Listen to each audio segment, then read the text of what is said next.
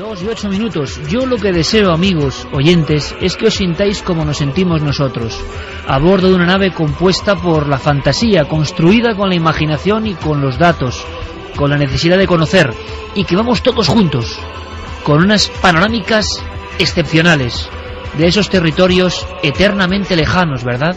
Porque esto, aunque no esté tan lejano en lo kilométrico, unos puntos sí, otros no tanto, parece que siguen envueltos de esa especie de sensación de mundo diferente al nuestro.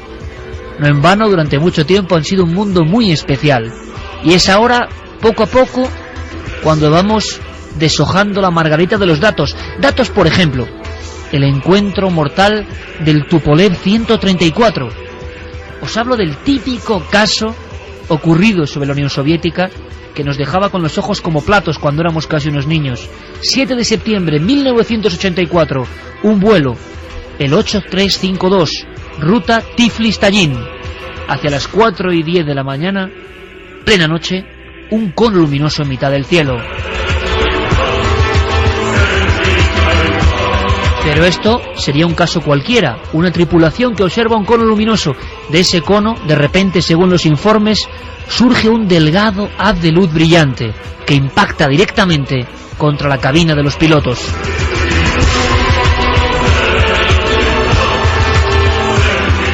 Cegados por ese resplandor verdoso extrañísimo, llaman a control de vuelo central.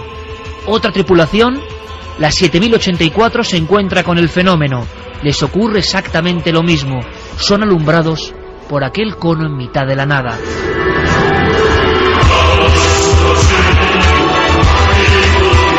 Tres meses después, Valery Gorozdidze, el piloto, fallece. En la autopsia aparecen altísimas dosis de radioactividad alojadas en el cerebro y en el corazón. Lo mismo ocurre con el piloto del otro vuelo. Cerebro, riñones y corazón afectados. La azafata que estaba en la cabina, Sara Orlova, fallece de la misma forma. Encuentro mortal del Tupolev 134.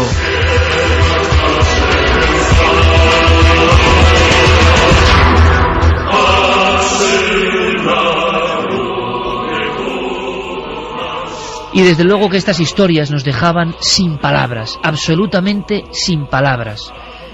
Yo le preguntaba a nuestro invitado de excepción, Juan Antonio Sanz, periodista de la agencia EFE, con un larguísimo recorrido en Japón, en muchos países, y en Rusia, donde nos interesa esta noche. Hombre que ha visto ciudades prohibidas, que ha vagado por los lugares donde solo la leyenda es posible, y la leyenda tiene nombres, apellidos, y a veces incluso informes militares. Acabamos la primera hora preguntando por esa especie de incongruencia. En un mundo donde el materialismo científico había arrasado con cualquier tipo de creencia sobrenatural, ¿es posible el encuentro con lo extraordinario? ¿Con los aparecidos, los fantasmas, llamadlo como queráis? ¿Con la presencia de lo luminoso? ¿Es posible que haya lugares en el viejo Moscú donde haya casos increíbles que precisamente por esa ideología fueron acallados, fueron secretos? Y tú respondías, Juan Antonio, con un sí. Efectivamente, me estoy acordando, por ejemplo, en Moscú, las zonas aledañas a la Lubianka, el cuartel actualmente de la FSB, pero de su antecesora, la temible KGB, callejuelas donde antaño habían palacios de los tiempos de los zares, palacios que pertenecieron a una u otra familia y después fueron ocupados por determinadas instituciones, todas del régimen soviético, y donde si preguntabas a la gente, dices, bueno, ¿y esto de dónde sale? ¿Por qué de nuevo están desocupados? Y dicen, это привидение. Son los fantasmas, hablaban. Entonces, uno no podía meterse ahí. ¿Cómo se dice fantasma? Prividenie. Prividenie. Prividenie. O sea, entonces te comentaban, ahí están, no podías pasar, intentabas, me gustaría hacer algunas fotos y bueno, mejor tendrías que salir corriendo de ver que era muy curioso, porque ya solo el hecho de apoyarte en alguno de los muros exteriores de la Lubianka llevaba a que de una de las puertas saliera un oficial o un suboficial malhumorado para decirte, fuera, siga andando. Claro, entonces sacabas tú pasaporte, vamos a decirlo así, de extranjero, decía, lo siento, I'm sorry. Desde luego no hablabas nunca en ruso porque habría sido peor.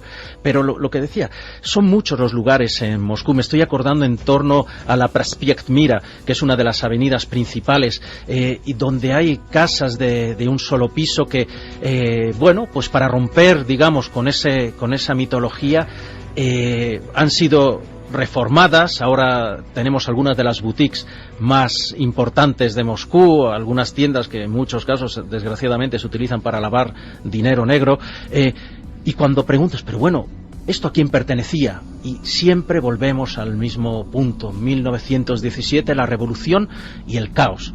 Y ahí fue cuando aparecieron, detrás de tantas muertes, pues muchos de estos casos de apariciones, y no solo por parte de fantasmas, de ejecutados. O sea, podemos ir no muy lejos de Moscú. Me estoy acordando de la ciudad de Zagorsk, donde está uno de los santuarios más importantes, lo que vendría a ser como la Fátima nuestra, de los católicos. Lugares de los que emana esa espiritualidad, y las apariciones que ahí ya no están hablando de ovnis ni de objetos voladores anómalos, o como los quieran llamar, sino de cuestiones de espiritualidad muy grande. Hay una figura, investigábamos un poco en ese folclore que también es desconocido para nosotros por completo. Hablábamos de Japón hace poco y de su tipología clarísima y además, por cierto, aterradora. Hicimos la prueba, como siempre, a nivel interactivo con Guillermo León. Pusimos esas láminas en la web, en ikerjimenez.com, de lo que son los fantasmas japoneses, y de inmediato miles de personas sintieron lo mismo, que es un terror distinto, un terror que impacta realmente, que se cuela en la piel y el alma, porque ellos creen de verdad lo que están diciendo. Y hemos buscado en el folclore, y hemos buscado en las raíces del eterno aparecido, y lo hemos encontrado. Lo hemos encontrado, Iker.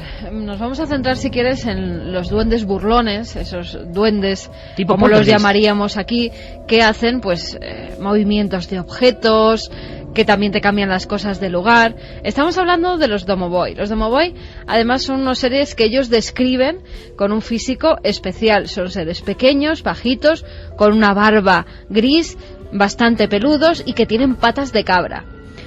Esas patas de cabra muchas veces hacen ruido cuando suben y bajan por las escaleras porque se están poniendo nerviosos. Estos seres tienen una doble personalidad. Son normalmente los duendes que habitan las casas, que ayudan a las familias, que con sus aullidos, con sus gritos parece que alertan que viene algún mal, pero también estos seres, cuando se enfadan, pues pueden provocar fenómenos poltergeist de los que hablábamos anteriormente. Y no solamente eso, sino que dicen que si se deja ver, porque él se deja ver de vez en cuando, es que va a haber una muerte. Eso es un anuncio de muerte. Mal augurio. Y si solloza, es que la muerte va a ser dentro de la familia. Tienen toda una interpretación de los diferentes aullidos, de las diferentes cosas que hace. Por ejemplo, a veces se vuelve muy travieso y llena de barro la casa, o rompe la vajilla y hace que la familia se enfade. Y fíjate, por las noches hay muchas personas que dicen haber sentido cómo los domovoi se acercan a los pies de su cama. Van subiendo por las sábanas hasta llegar al rostro, sobre todo de los niños. Si la mano del domovoi está caliente, es que va a pasar algo bueno, pero si está fría, es que viene una catástrofe. ¿Existe la tipología de casa encantada? ¿Hay casos de casas donde ocurren fenómenos extraños, como hemos visto en otras partes del mundo? En esa época, digamos, de control comunista, había personas que vivían en casas donde había este tipo de fenómenos extraños, voces, objetos que se cambian de lugar, apariciones incluso de efigies en plan espiritual. ¿Has conocido casos? Sí, los he conocido, pero lo que sí que me gustaría comentar es el efecto que tuvo el Estado soviético sobre este tipo de fenómenos, por ejemplo sobre los domovoi, también sobre otros mitos como la Baba Yaga, que es muy gracioso, es una especie de bruja que vive en una caseta que tiene patas de gallina y se va desplazando de esta manera, lo que consiguió... Pero encontramos de nuevo iconografía parecido a Japón, ¿no? Pero muy terrible, en los híbridos, ¿no? Entre animales y hombres. La Baba Yaga es además un fenómeno que antes de la revolución daba pavor.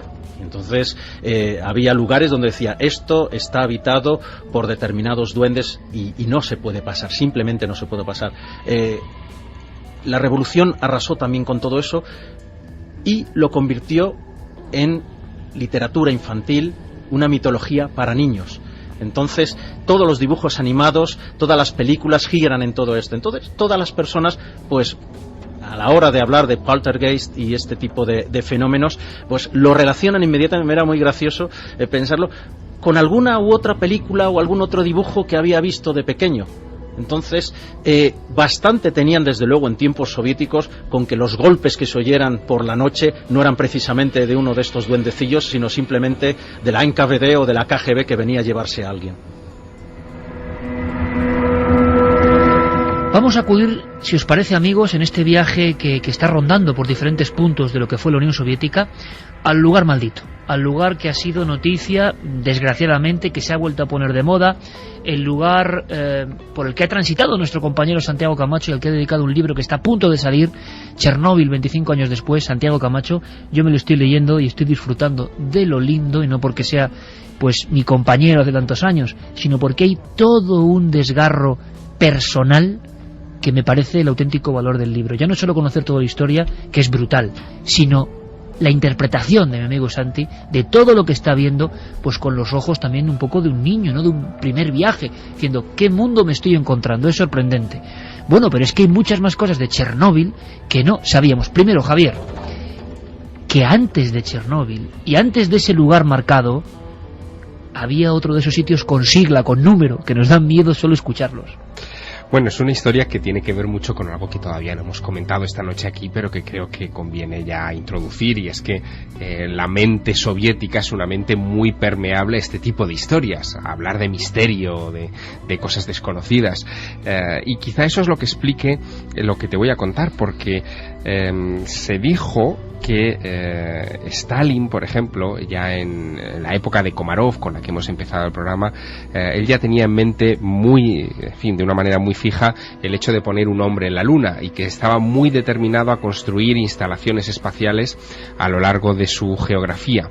Una de esas instalaciones parece que se construyó no demasiado lejos de Kiev. El sitio se llamaría Kiev 17, era un edificio militar de 8 plantas, con depósitos de combustible enormes, con un aeropuerto, con instalaciones subterráneas, y que fue volado en 1941 por los soviéticos, temiendo que pudiera caer en un momento u otro en manos de los nazis. Allí, años más tarde, se construiría la central nuclear de Chernóbil. Justo ahí, Kiev 17. Kiev 17. Hemos indagado en archivos y hemos encontrado, aparte del gran desastre de Chernóbil, las apariciones, lo que dicen muchos investigadores y soldados y militares, las apariciones de un ser, de un extraño ser, antes del desastre, creo, o después del desastre. Santi, cuéntanos, el pájaro negro de Chernóbil. Pues sí, se habla de el pájaro negro de Chernóbil, que para que nuestros oyentes lo identifiquen rápidamente, sería el Mothman de Chernóbil.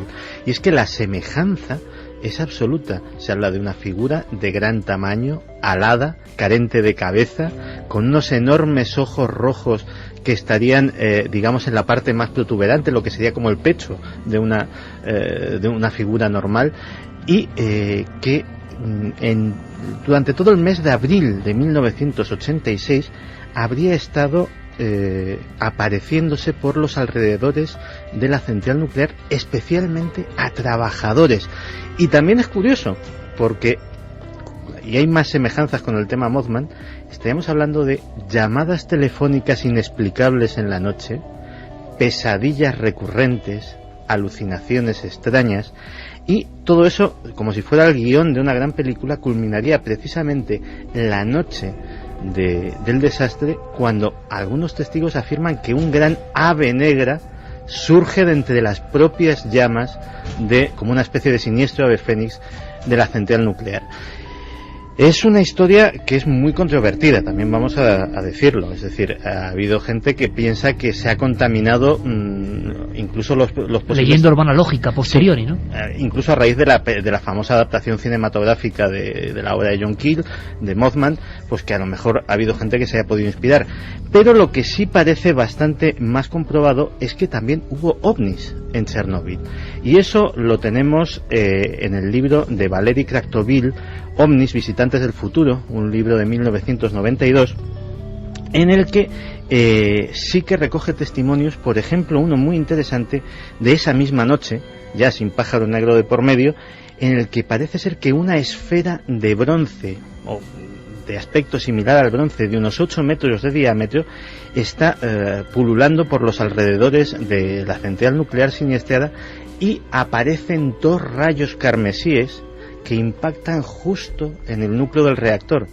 Y cuentan esos testigos, que aparecen citados en este libro, que las lecturas de radiación bajan 2/3 de antes a después del impacto de esos 2 rayos carmesíes, como si aquello hubiera acudido a ayudar. La historia se repite otra vez en 1989, en que hay una fuga nueva del sarcófago, y aparece otra vez otro objeto que esta vez es relatado por una de las ingenieras que están a cargo del mantenimiento del sarcófago, Ina Gospina.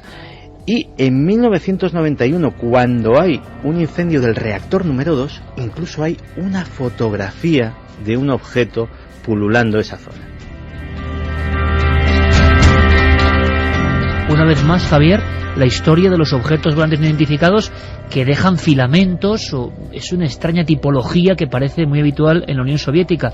Ese caso de Petrozavodsk, el ovni Medusa de Petrozavodsk, incluso entre las muchas teorías que hay, o la reentrada de un cohete tipo Cosmos, o otra es importante, yo creo, que se refiere a una tormenta solar, precisamente una de esas tormentas que han sido tan habituales y tan mencionadas últimamente en este programa, que llegaría a irradiar con sus filamentos o con algún fenómeno extraño, incluso penetrando en los vitrios de las casas de esta localidad.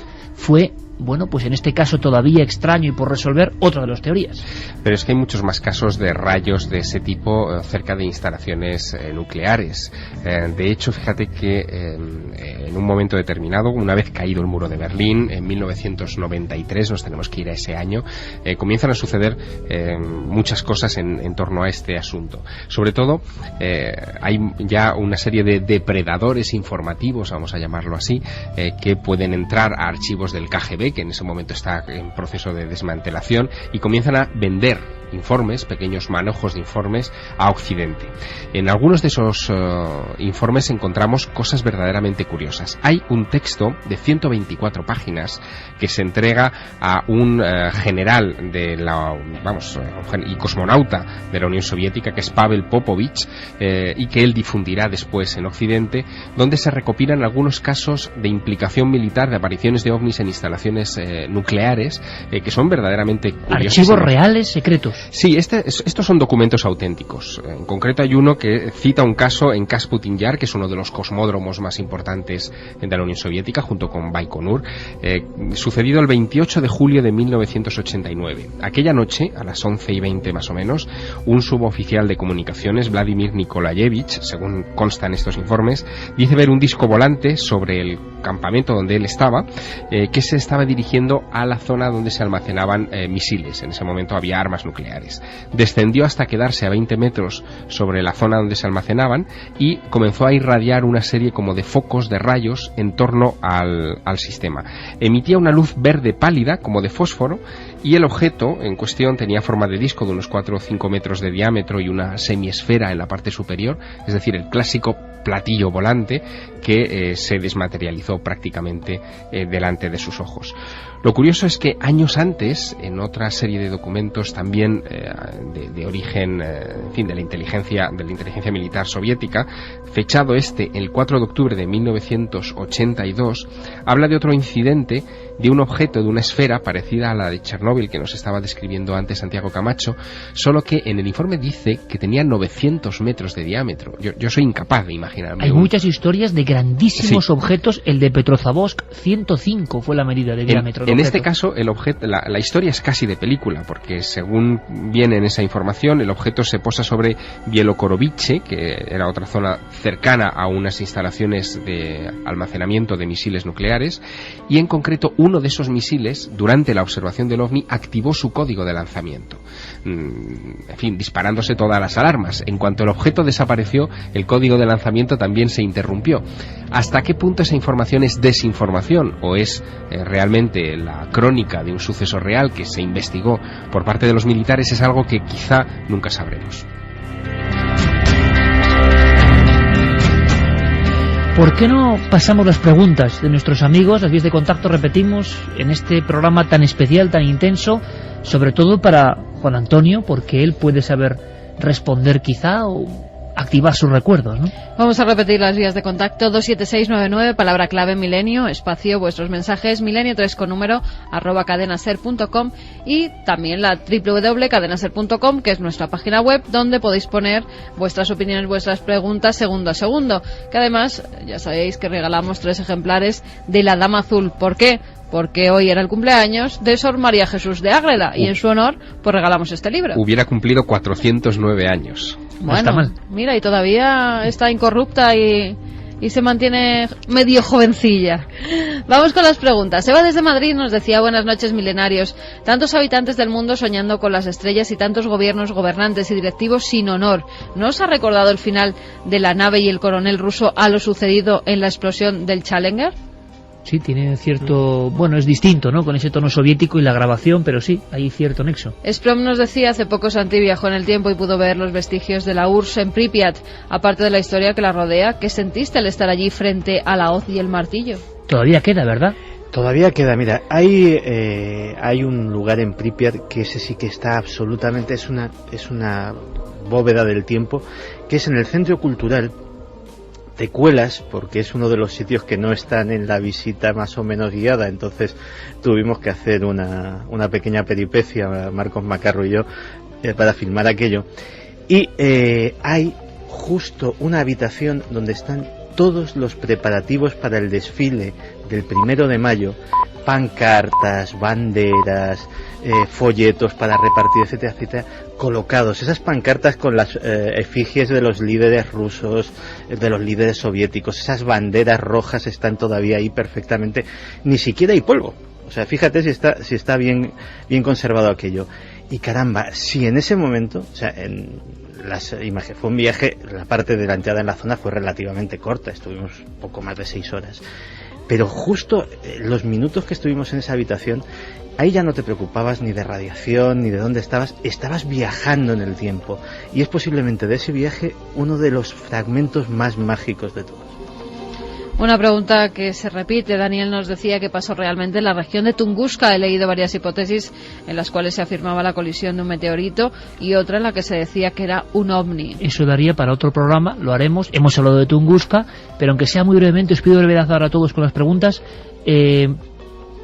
Sigue habiendo expediciones científicas prácticamente hasta hoy a Tunguska para intentar resolver, ¿no? Sí, sigue habiéndolas porque sobre todo no se ha encontrado lo que se estaba buscando. Es decir, la mayoría de los científicos que han investigado al respecto creen que pudo ser un meteorito o si no un cometa que estalló mucho más arriba, pero no se ha encontrado todavía este objeto, eso desde luego.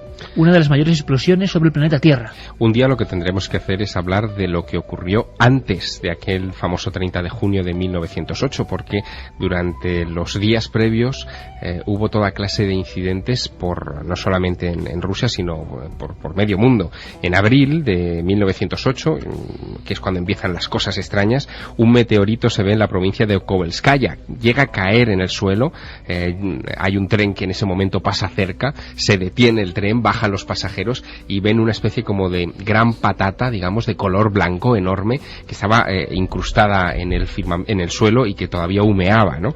En el verano y el otoño de aquel año, de 1908, hay gran actividad de bólidos, de visiones de este tipo de objetos cósmicos en los Balcanes, en Siberia, en Asia Central, o sea, que hubo un caldo de cultivo especial antes del famoso accidente y explosión de ese día de 1908. Y un dato más, entre el 17 y el 19 de junio, es decir, apenas 10 días antes de aquello, una aurora boreal, dejó también asombrado a medio mundo, demostrándose una vez más esa extraña conexión entre la actividad solar y los fenómenos anómalos, porque, en fin, de esto se trata, de las anomalías de este tipo, ¿no? Y el 21 de julio, junio, cielos multicolores y brillantes se vieron en toda Siberia, como si presagiaran algo. Antes de Tunguska, antes de la gran explosión. Joaquín desde Mataró nos dice, ¿y el ovni de Vladivostok? OVNI de Vladivostok, otro de los casos célebres, como tantísimos hay, y se están publicando además un montón de monografías, pero por desgracia vamos a necesitar otro programa para hablar de estos casos impresionantes.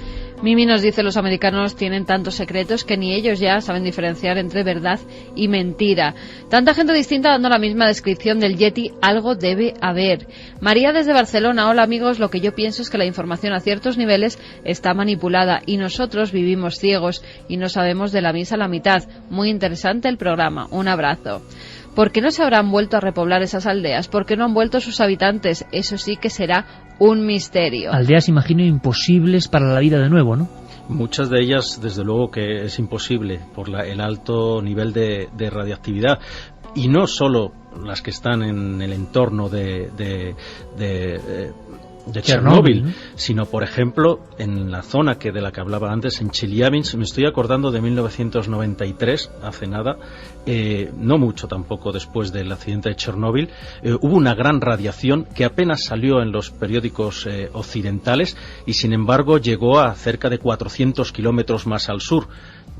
Familia que yo tenía, conocidos que tenía en la ciudad de la que hablaba antes de Rudny, hablando por teléfono, yo entonces estaba en Moscú, me decían, están sobrevolando los helicópteros, están dispersando la nube radiactiva.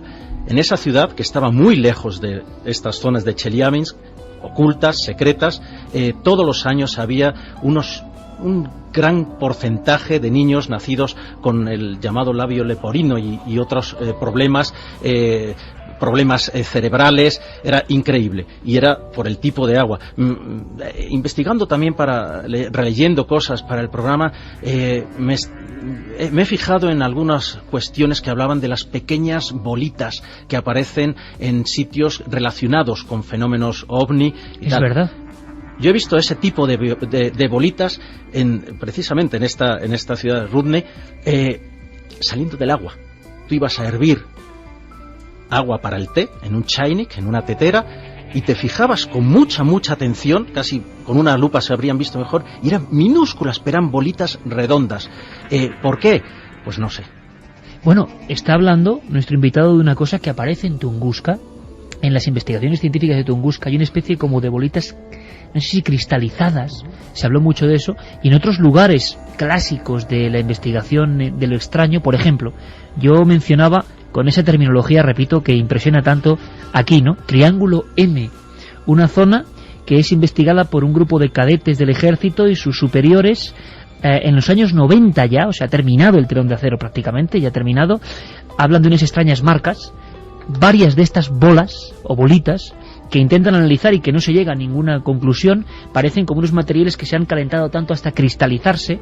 Encuentran unas pirámides con una especie de rocas que marcan un camino, interpretan que es una señal, y todos esos grupos, porque son 3, sufren mareos, náuseas. Allí un cosmonauta, Pavel Myurtikov, habló de contacto o convencimiento absoluto, un cosmonauta, año 91 en entrenamiento, de que ha recibido un mensaje, que esto ya puede sonar muy bizarro, pero este mundo es así. En la Unión Soviética en aquel momento ha recibido una comunicación, y esos seres a los que describe casi como figuras espirituales, como disueltos en el propio aire, van a estar en ese punto del triángulo M. Las investigaciones continuaron con sueños, pesadillas y agresiones entre miembros del propio grupo, una especie de desnortamiento mental completo, y marchándose de allí y dejando ese lugar marcado, ¿no?, con ese nombre, Triángulo M. Y se hablaba de aquellas bolas, pero algo físico, algo que aparecía físicamente allí. Déjame contarte, ahora que mencionas a otro cosmonauta, y por no cerrar todavía ese capítulo, que quizá uno de los nombres más conocidos por su aportación a la idea de lanzar hombres al espacio a bordo de cohetes, y que es un héroe nacional en la antigua Unión Soviética, fue Konstantin Tsiolkovsky, el padre de la cosmonáutica, ¿no? Este hombre empezó a escribir sobre el espacio en 1898, muere en 1935, en fin, un poco para que lo situemos en el tiempo, y fue testigo en 2 ocasiones de cosas extrañas en los cielos. Yo no sé si llamarlos ovnis, ¿no? En 1899, por ejemplo, dice que ve una nube muy rara. 1899, ve una nube muy rara en forma de cruz en el cielo, que de repente toma aspecto humano y que él interpreta como una señal de los cielos, recordándole sus orígenes como niño cristiano ortodoxo, ¿no? Y unos años más tarde, el 31 de mayo de 1928, cuando ya era una figura reputadísima, estamos hablando de Konstantin Tsiolkovsky, que es el hombre clave en cualquier enciclopedia de la cosmonáutica rusa, ¿no? Bueno, pues este hombre vuelve a ver otra cosa extraña en Kaluga. Dice que 3 letras aparecen en el cielo, una especie de R, latinas, no cirílicas, una especie de A y una especie de Y, Rai, como rayo, que él lo anota en su diario sin saber muy bien qué quería decir eso, y en fin, a fecha de hoy todavía no tenemos una explicación a esa señal de los cielos que vio Tsiolkovsky. Juan Antonio, por cierto, ¿viste esas bolas que emergían del agua físicamente? ¿Volvieron al agua? ¿Llegaron a tierra? ¿Pudiste tocarlas? Claro, estaban en la tetera.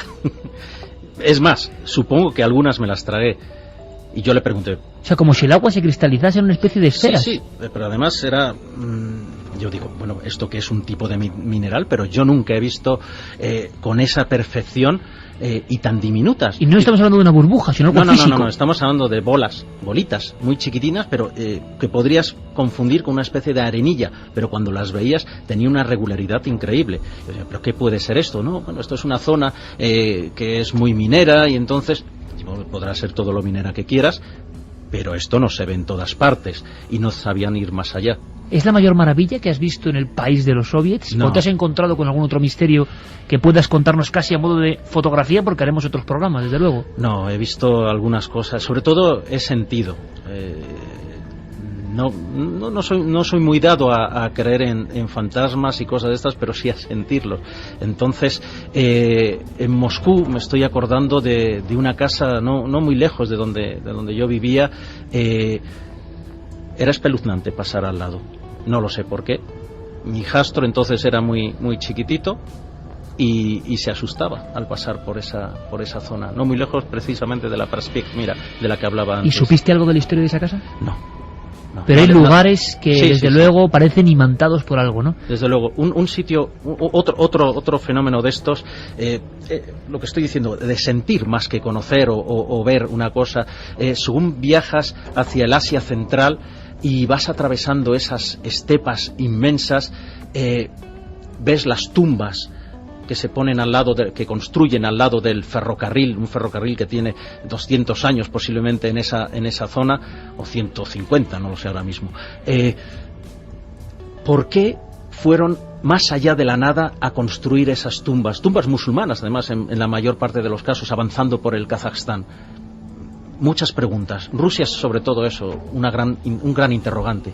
Mira, Iker, la Iglesia Ortodoxa rusa dice que muertes que han sido a destiempo o suicidios, el alma de esas personas por lo menos se queda 40 días vagando alrededor de sus estancias, de sus familiares, de sus amigos, 40 días. Y por eso mucha gente que ha muerto en extrañas circunstancias pues siente la presencia de sus familiares. Además hay un lugar, el Kremlin, conocido por todos, donde al parecer pues se han visto numerosos fantasmas. Incluso dicen que han visto el fantasma de Iván el Terrible, que se aparece, que va caminando por una de las torres, que tiene unos pasos muy fuertes, que es lo que asusta sobre todo a la gente que está trabajando dentro del Kremlin, y ya lo conocen como el fantasma de Iván el Terrible. Además dice que no descansa en paz porque, como todos sabemos, discutió con su hijo porque su nuera pues no se llevaban muy bien. En esa discusión empieza a golpear a su propio hijo y lo mata con sus propias manos. Esa pena, esa pesadumbre de haber acabado con la vida de su hijo hace que todavía continúe vagando por el Kremlin. Y eso se cuenta en el Kremlin hoy. Eso se cuenta en el Kremlin hoy en día. Y hay numerosos testimonios de gente que dice haber visto figuras que pasan corriendo por los pasillos. Algunos aseguran que es el propio Stalin. Por cierto que, aunque sea medio minuto, hubo unas filmaciones que emitimos y que dieron la vuelta al mundo del Kremlin y una especie de objetos extrañísimos. ¿Qué se ha sabido de eso? Nada. Ni no fraude, ni realidad. No se dijo nada. OVNIs, si lo recordáis, ¿verdad? Gigantescas estructuras, una vez más, parece que lo pequeño no va con la Unión Soviética antigua, hoy Rusia, o sea, gigantescas plataformas vagando en el cielo junto a las míticas caperuzas, ¿no? Vamos a llamarlo así, del Kremlin, y nada, no se ha sabido nada. Nada, ninguna notificación de ningún Vamos a hacer una cosa. Desde luego este dossier yo creo que es maravilloso. Nos ha quedado fuera toda la astroarqueología, las expediciones en busca de tumbas imposibles, los objetos fuera del tiempo, las comisiones y sabios que hablaron de extraterrestres en la antigüedad. Se han quedado 1000 cosas. Pero sí me gustaría terminar, aunque sea brevemente, Javier, con esa emoción, decíamos, un congreso cuando llegan los rusos, y para los que sabíais de misterio, lo que era todo el occidente europeo, era como una emoción tremenda, y podemos incluso entender lo que fue escuchar a esta mujer que vamos a escuchar, la cosmonauta Popovich, hablando de ovnis. Bueno, hay que situarse en 1991. Yo tenía 20 años entonces y hice mi primer viaje internacional como periodista. Fue para cubrir un congreso, el primer congreso mundial sobre ovnis que había organizado un coronel de la Fuerza Aérea de los Estados Unidos llamado Wendell Stevens. A ese congreso acudió Antonio Rivera en representación de España. Yo acudía como una especie de asistente personal de Antonio Rivera y como también, en fin, reportero en ciernes. Y la gran atracción de ese congreso no éramos desde luego ni los españoles ni aquel coronel de la Fuerza Aérea, sino una delegación formada por Marina Popovich, esposa del coronel Pavel Popovich que mencionaba hace unos minutos en relación a los documentos del KGB, y que había sido cosmonauta. Cosmonauta en, digamos, en training, ¿no? En entrenamiento, porque ella tendría que haber volado en la Vostok 6 en el caso de que Valentina Tereskova, la primera mujer en salir al espacio, se hubiera puesto enferma, hubiera estado indispuesta. Era la sustituta de Valentina Tereskova. En cualquier caso, una mujer heroína de la Unión Soviética, muy conocida como piloto de pruebas y también como intelectual, porque había escrito varios libros e incluso guiones para teatro y cine. Y esta mujer llegó al congreso aquel en Tucson, Arizona, rodeada de un halo, de un magnetismo extraño. Estamos hablando del año 91, por lo tanto el muro de Berlín había caído 2 años antes, los contactos con los soviéticos todavía eran como muy míticos, y máxime si tenían que sacar su visado para entrar en los Estados Unidos de América. Y esta mujer se trajo con ella 2 fotografías, 2 que impactaron enormemente. Una era la de un supuesto ovni estrellado, quizá a primeros de los 80, no dio mucha información a ese respecto, que parecía una cápsula de la NASA, una cápsula de las misiones Apolo, pero tenía 8 metros de alto, con un señor asomándose como en una rampa, una foto en blanco y negro rarísima. Eso lo llevaba la cosmonauta. Sí, que después, con el correr de los años, parece que pertenecía a una película de ciencia ficción polaca, cuyo director de cine, cuando vio las imágenes reproducidas en la prensa norteamericana, la identificó y dijo, esto es mío, no tiene que ver con extraterrestres ni nada que se le parezca. Pero la segunda fotografía resultó ser un documento histórico excepcional. Era una imagen obtenida en 1989 por la sonda Phobos 2. No sé si os acordáis, la Phobos 2 fue una misión no tripulada rusa al planeta Marte, que tenía como objetivo explorar esa luna marciana, la Phobos, que ya por astrofísicos rusos en el pasado era todo un misterio. Se decía que su órbita, que es cierto, es mucho más rápida de lo que tendría, en fin, de lo que debería, que se trata, según algunos astrofísicos, de un satélite hueco, por lo tanto las posibilidades de que sea artificial son grandes en la visión esta mítica que tenían los rusos, y esa Phobos 2 tenía que encontrar la clave de que aquel satélite pues era artificial, ¿no? Participaban 14 países en aquella misión. Era la primera vez que los rusos se implicaban en algo tan internacional, y de repente la Phobos 2, cuando llega allí, hace unas fotos que se clasifican como secreto y se desconecta. Bueno, pues Marina Popovich en el año 91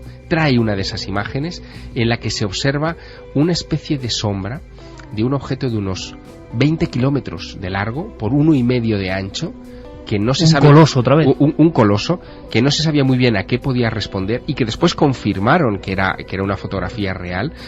Ha recibido múltiples interpretaciones en estos años y ha quedado como un misterio, digamos, en stand-by, congelado. Pero fíjate, Marina Popovich en aquel congreso explicaba así cómo era esta foto. Broche de oro para esta comisión que hemos hecho con todos vosotros, amigos oyentes, a esa antigua Unión Soviética. Y cuántos misterios hemos dejado ahí en stand-by, ¿verdad?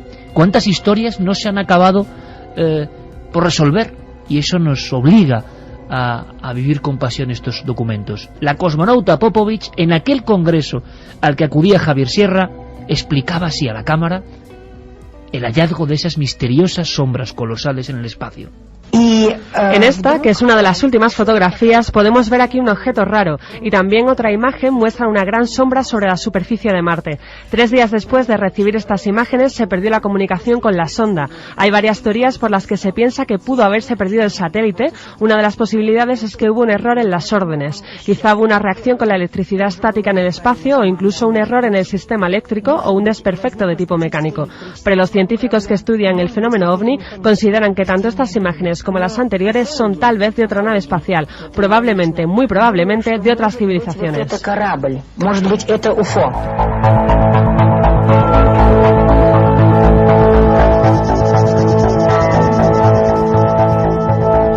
Dos y 48 minutos. Esta música me la mandaba nuestro querido amigo, al que le mandamos un abrazo, José Gregorio González, unos chicos canarios que hacen música pues muy como de cosmonautas, ¿no? Sequential Points, ahí lo estamos escuchando. Y con esta banda sonora tan soviética de fondo despedimos a nuestro amigo Juan Antonio Sanz, periodista de EFE, trotamundos del periodismo, y como habéis podido comprobar, un gran comunicador que ha traído una cantidad de historias que dan para pensar y para reflexionar.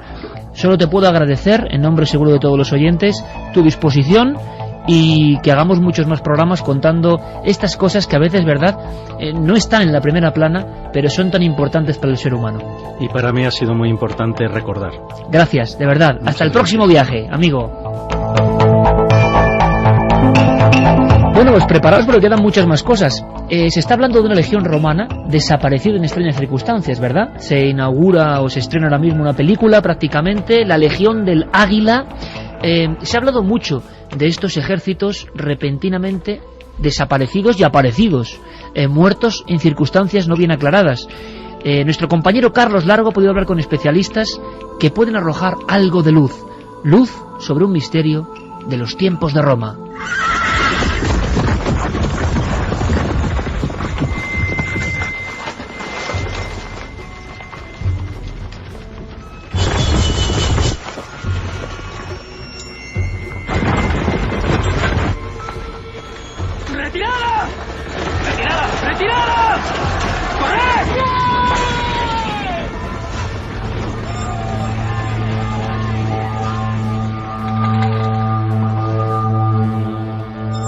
Siglo II después de Cristo, el Imperio Romano experimentaba una de sus mayores expansiones territoriales y conseguía trasladar a muchos de sus hombres hasta Britania, una de las áreas más impracticables de todo el mundo y que conquistaron tras intensas batallas gracias a uno de sus más importantes cuerpos militares, la Novena Legión. El apelativo de Hispana, Novena Legión Hispana, no sabemos si viene porque Pompeyo lo reclutó inicialmente en Hispania o quizá por sus victorias contra los cántabros. Las legiones eran la columna vertebral de este ejército, eran unas unidades que desde el año 107 a.C. eran profesionales, pero durante los 20 años que estaban en servicio, pues eran, digamos, la punta de lanza de todas las ofensivas romanas y toda la ampliación del imperio que hubo durante siglos, que fue lo que duró. Y por fin, en el año 43, el emperador Claudio se lleva para la conquista de Britania. Y a partir de ahí están en Britania durante varios decenios. Están en la conquista inicial de Claudio, luego luchan contra la rebelión de Boudica, construyen las calzadas romanas de la zona de lo que sería ahora Inglaterra, y siguen luchando contra los pictos en las campañas de los años 80 bajo el mando de Agrícola, en la época del emperador Domiciano. Así nos lo narraba el escritor Santiago Posteguillo y el catedrático de Historia Julio Rodríguez González, y es que la figura de las legiones dentro del Imperio Romano era un símbolo de fuerza y de poder. Sin embargo, la valentía y astucia de los hombres de la Novena Legión no bastó para que el cuerpo entero desapareciera sin dejar rastro. ¿Y mi padre? ¿Qué le pasó? La última vez que vi a tu padre estaba rodeado de guerreros foca. Murió luchando. ¿Murió luchando? No lo sé. Lo que ocurre es que es tan difícil saber o conocer sobre estas legiones perdidas del Imperio Romano, porque los romanos escribían mucho sobre sus victorias, pero procuraban enterrar en el olvido absoluto sus posibles derrotas. Porque la legión en aquel momento estaba estacionada en lo que actualmente es York, ciudad romana que se llamaba entonces Eburacum, y allí entonces se produce la sublevación de los brigantes y de la novena hispana no se vuelve a saber nada. Entonces hay muchísimas teorías sobre qué pasó, si fue destruida por la sublevación, cosa que es posible y había pasado otras veces, pero también hay otras teorías que dicen que realmente la legión no fue destruida, sino que fue sustituida por otra, concretamente la sexta Victrix, que vino desde Germania. Desde entonces, sucesivos emperadores enviaron expediciones para encontrar posibles pistas de la legión perdida. Sin embargo, nada se consiguió. Con el tiempo, tan solo la literatura y el cine parecieron querer aventurarse, aportando variopintas teorías sobre uno de los mayores y desconocidos enigmas del Imperio Romano. Si no puedo recuperar el honor de la familia, como soldado, lo haré encontrando el águila. No puedes. Ningún romano sobrevive al norte del muro. No puedes. Me llevaré a Esca. Aprovecharé sus conocimientos. Habla su lengua. ¿Esca? ¿Por qué no? Porque es un britano. Quizá no provenga del norte del muro, pero es britano. Y te cortará el cuello en cuanto estéis solos.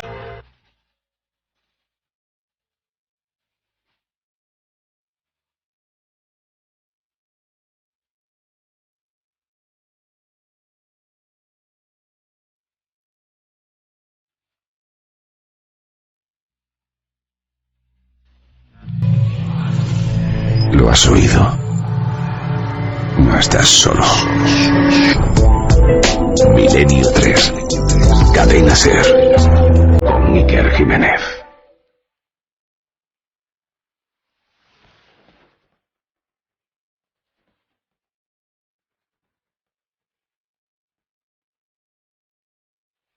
Una conexión entre el pasado remoto ancestral, el enigma en los tiempos de Roma y prácticamente el futuro. Y esta música de Jean-Michel Jarre que pone Noel Calero es importante, porque viene un túnel del tiempo, yo creo que especialmente emotivo, también polémico, y lo vais a entender enseguida. Y quienes seáis un poco talluditos, os vais a acordar de esta voz y os vais a acordar de esta serie, seguro. Pero hay mensajes.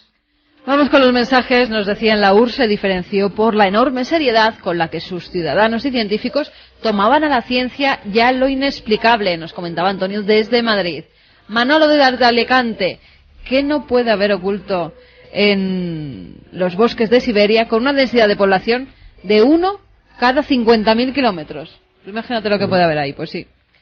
Hola a todos, yo creo que lo que se sabe de la URSS se quedará en nada cuando se sepa lo que oculta los Estados Unidos. Dadle tiempo al tiempo, nos decía Maite desde Málaga. Yo no tengo la menor duda de que oculta más la Unión Soviética, ocultó más que Estados Unidos, no tengo la menor duda.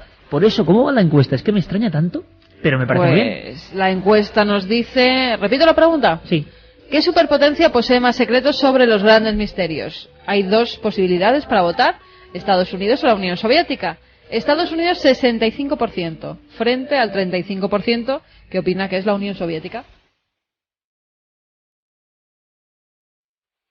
Juan Carlos desde Valencia nos dice, para que luego algunos digan que este planeta carece de lugares por explorar.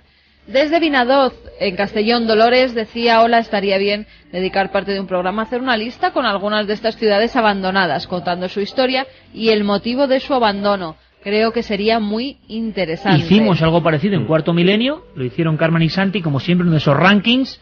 Y, por cierto, no os perdáis mañana Cuarto Milenio si podéis, porque hay una historia de los fantasmas del Titanic, y dejamos ahí el término. Luego lo entendéis, quizá mañana, si estáis atentos a la emisión. Fantasmas del Titanic, hallazgos de última hora. Teresa de Castelldefels, los rusos esconden tantos misterios como los americanos. Un ejemplo, el misterio de Tunguska.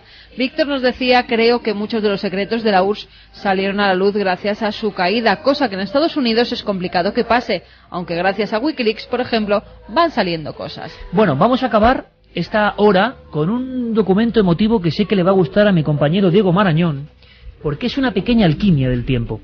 Y os dejo el acertijo, ¿de acuerdo? a ver de quién estamos hablando. José María Carrascal decía: el astrónomo es la estrella, un hombre que nos enseñó cómo era el espacio y el misterio. Lo que no esperaba ni siquiera Diego Marañón es que de repente en la cadena SER, 30 años después de aquella serie gloriosa, la misma voz que interpretaba a este hombre, que es el hombre incógnita, un niño que soñaba con las estrellas, y lo vamos a entender, vuelva a declamar un final impresionante, un final que es un legado. Este hombre era un auténtico poeta, un poeta de las estrellas, en la voz prodigiosa de todo un maestro de la locución española que es José María del Río. Vais a escuchar, imaginaos el espacio, cerrad los ojos, hacedme caso, cerrad los ojos, observad las estrellas a vuestro alrededor, la inmensidad del cosmos, un punto azul pálido. 30 años después, José María del Río y la voz del espacio, un legado de eternidad. Escuchad, porque de esto va a ir nuestro túnel del tiempo.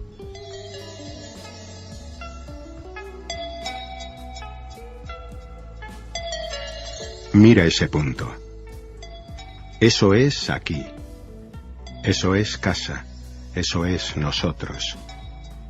En él se encuentra todo aquel que amas, todo aquel que conoces, todo aquel del que has oído hablar. Cada ser humano que existió, que vivió su vida. La suma de nuestra alegría y sufrimiento. Miles de confiadas religiones, ideologías y doctrinas económicas. Cada cazador y recolector, cada héroe y cobarde, cada creador y destructor de la civilización, cada rey y cada campesino, cada pareja enamorada, cada madre y padre, cada esperanzado niño, inventor y explorador, cada maestro de moral, cada político corrupto, cada superestrella, cada líder supremo, cada santo y pecador en la historia de nuestra especie, vivió ahí, en una mota de polvo suspendida en un rayo de luz del sol. Nuestro planeta es una mota solitaria de luz en la gran envolvente oscuridad cósmica. Se ha dicho que la astronomía es una experiencia de humildad y construcción de carácter. Quizá no hay mejor demostración de la tontería de los prejuicios humanos que esta imagen distante de nuestro minúsculo mundo. Para mí, subraya nuestra responsabilidad de tratarnos los unos a los otros más amablemente y de preservar el pálido punto azul, el único hogar que jamás hemos conocido.